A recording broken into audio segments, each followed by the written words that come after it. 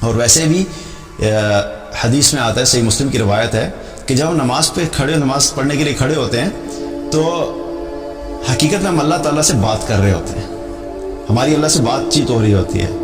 اور حدیث میں آتا ہے کہ نبی صلی اللہ علیہ وسلم نے فرمایا کہ اللہ سبحانہ تعالیٰ فرماتا ہے کہ جب میرا بندہ کہتا ہے الحمدللہ رب العالمین، تو اللہ سبحانہ تعالیٰ آگے جواب دیتے ہیں کہ میرے بندے نے میری تعریف کی۔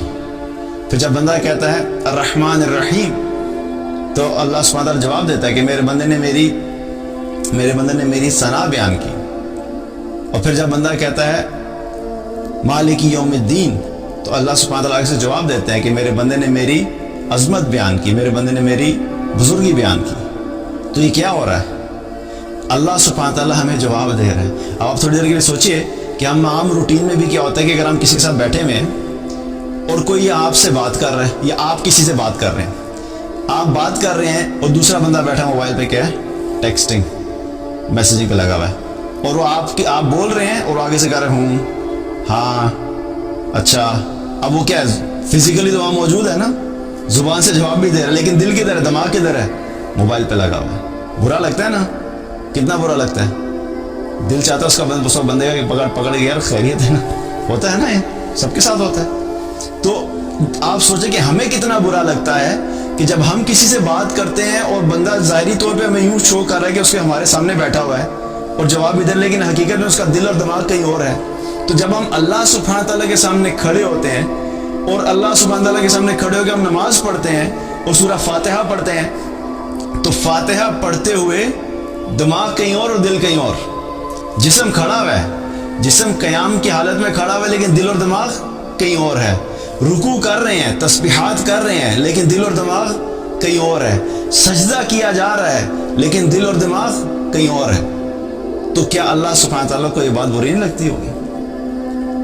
اور یاد رکھیں کہ نماز جو ہے، جب ہم نماز ادا کرتے ہیں تو ہر انسان کے جو نماز والے کھاتے میں نماز جو ہے اسی طرح کی مارکنگ نہیں ہوتی سیم کہ ہر ایک کو برابر مل جاتی ہے۔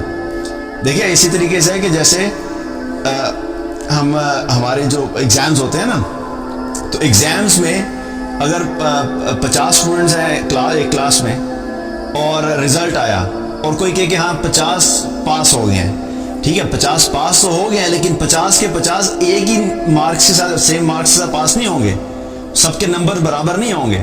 کوئی 90% لے کے پاس ہوا ہوگا، کوئی 70% لے کے پاس ہوا ہوگا، کوئی 40% لے کے پاس ہوا ہوگا، لیکن پاس ہو گئے۔ اسی طریقے سے نماز کا معاملہ بھی ہے کہ نماز کے بھی جو اجر ملے گا وہ ہماری نماز کی کوالٹی کے حساب سے ہمیں اجر ملے گا۔